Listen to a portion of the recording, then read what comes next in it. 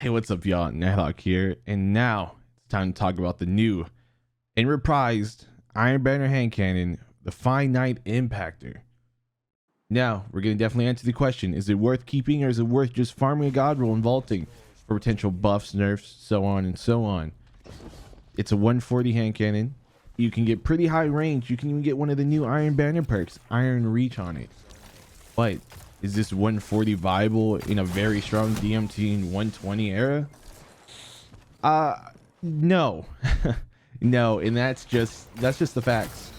The gun feels nice, it's quick, it's very stable.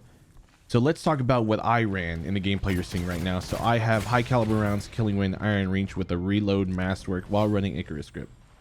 The Finite Impactor feels really nice, it's really quick, it's really snappy. Used it in sixes, and it competed pretty well in sixes, which means it will compete pretty well in threes and survival. But when it came to competing against a 120 or a potential DMT, it just does not stack up. Even compared to Palindrome, it just does not feel as good as Palindrome feels. And that's kind of weird because this is a PvP role, right? It's a PvP weapon you obtain while playing PvP, and you don't have to go into PvE and bring that weapon into PvP. I wish the gun was stronger. I wish perks would make it feel better. It just does not feel like it stacks up well. I can do pretty well with it, but that's because I'm forcing myself to really only use the weapon and nothing else, and that's why you see me get so many kills with it. The weapon itself just does not have a fast enough TTK to really put you in a good situation, in a good place. So when you're in an initial fight and a second opponent comes and attacks you, you're not going to finish that fight off quick enough initially to turn and fight the next person coming after you.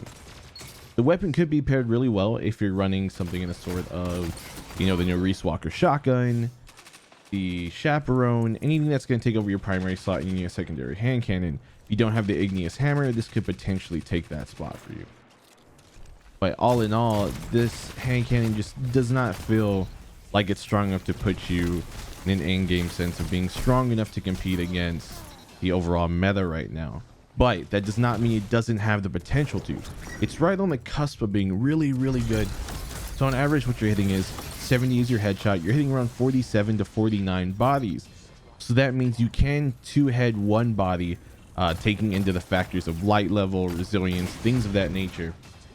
But more likely than not, because of the 140 aspect of the gun in flinch in Destiny, you're more often not going to hit a lot of bodies, and that's going to be the biggest issue. You have to hit 4 to 5 bodies to get that kill. You can't 3-body anybody. It doesn't really happen. You end up leaving them, anywhere from 20 to 5 health. So you're stuck in the aspect of, I almost had this person. But once you get down to 4-shotting somebody or 5-shotting, that's already half your clip. So you're going to have to be perfect and not miss a single shot to win a 1v2. Or you're going to be able to have to get somebody, get out of the fight, reload, and come back in. And that's the only reason why I say the Finite Impactor isn't really a strong PvP weapon as of right now. But it doesn't mean that it can't be. If 140s ever receive a buff, which I believe in the future they will, I don't ever see them receiving a nerf anytime soon, the Finite Impactor could be a very strong secondary hand cannon. So definitely go for a god roll. Right now, the god roll I'm seeing is kind of close to what I have, minus the reload. Masterwork, if you can get Killing Wind and Iron Reach, that would really maximize your range on the weapon, therefore making it really the best you can do with it, because I don't believe it comes with Rampage.